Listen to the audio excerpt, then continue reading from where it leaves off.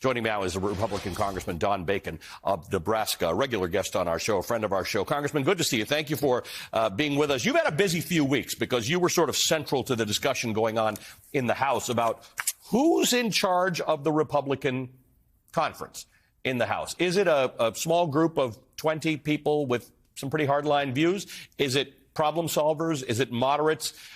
Who is it? Because this is now going to become a very important discussion as we look at this debt ceiling. Well, good morning, Ali, and thanks for having me on. And it was a pleasure. Good morning and a happy Sunday for all your viewers. No, Ali, you're right. This was a fight to see who was control of the 222 Republicans 2 weeks ago.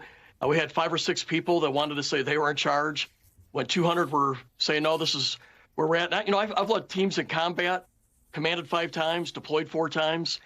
You got, even an imperfect team, you got to pull together and work together. And we had a small handful that wanted to demand what the rest do. That's not how it should work. And I think your introduction about the economy, the debt ceiling is spot on. You know, the last 21 months, inflation has outpaced wage increases. So the standard of living for Americans have gone down.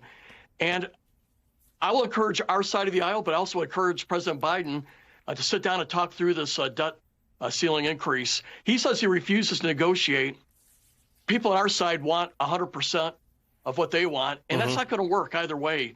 We need to sit down and find a mid-ground. Now, the Republicans were elected to try to, control what we consider reckless spending, and that was the main mission our voters gave us. So there's got to be some commitment to reducing the spending that we have, but we don't live in a parliament. We can't demand as a majority in Congress, in the House, and think that's going to happen. So we're going to have to sit down and have an honest talk and try to meet in the middle and make an agreement. That's what a good statesmen are supposed to do. Well, you make a really interesting point, because the White House spokesperson said we're not negotiating the increase to the debt ceiling. And you're right. You have some members of your conference who are saying this is a non-negotiable. We're not raising the debt ceiling. I would interpret the White House as saying we can negotiate through existing means, whether it's direct negotiations or the Ways and Means Committee or the Budget Committee, the way in which the government spends. That's a valid, good faith discussion, right? There are conservatives and libertarians in this country who say maybe the government shouldn't spend more than it takes in on a yearly basis, which we've done, by the way, every year except 5 in the last 50 years. That's a valid discussion. I think what I heard the White House saying is we're not negotiating about the fact that we're going to increase the debt ceiling. Well, I would agree with that. The debt ceiling is going to have to be increased. From my vantage point, I think the majority of the Republicans in the House, we just want to see a commitment and a plan to reduce the spending and get us on a trajectory going the right way. We do not want business as usual. That's what you'll hear there. But to refuse to say we're going to raise the debt limit, that's not good for America. That's not good for economy. And that would hurt all Americans in the long run. We just want to see a commitment and a plan that points us the right direction. But we also know that we can't have it 100% our way. We only control the House in one of the 2 houses of the bicameral. We don't control the presidency.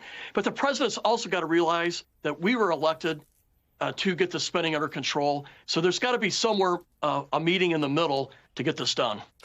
We had your former colleague Fred Upton on, who you had floated as a possible speaker candidate when Kevin McCarthy was having trouble getting elected.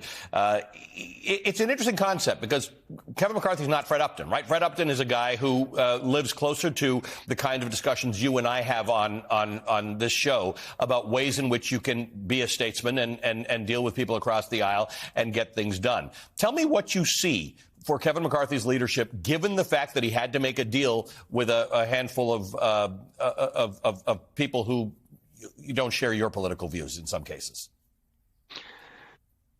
You know, when we first voted for Kevin, he got 85% of the vote, and then it was 90%. At one point, it was like 94%.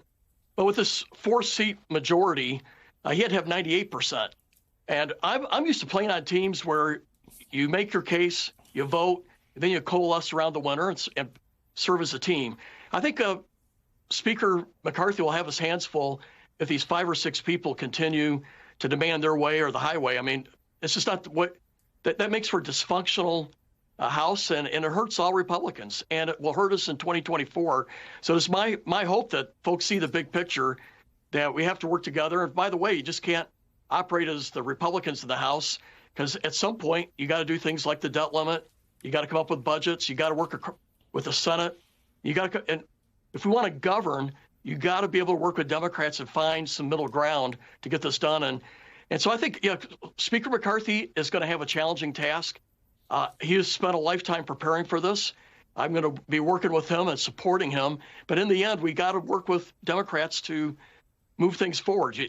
There's no way that the Republicans in the House by themselves can do all the things that we want when you don't control the Senate or the presidency. It's just a fact of life. So James Madison designed it. And so we got to embrace the realism here and just do the best we can and get the best deal that we can. Well, I know you were working hard during that week to try and get something done. We are always appreciative of people in Congress who are actually trying to move the ball forward. So we appreciate your time, sir. Thanks for joining us, as always. Thank you. The Republican Congressman Don Bacon of Nebraska.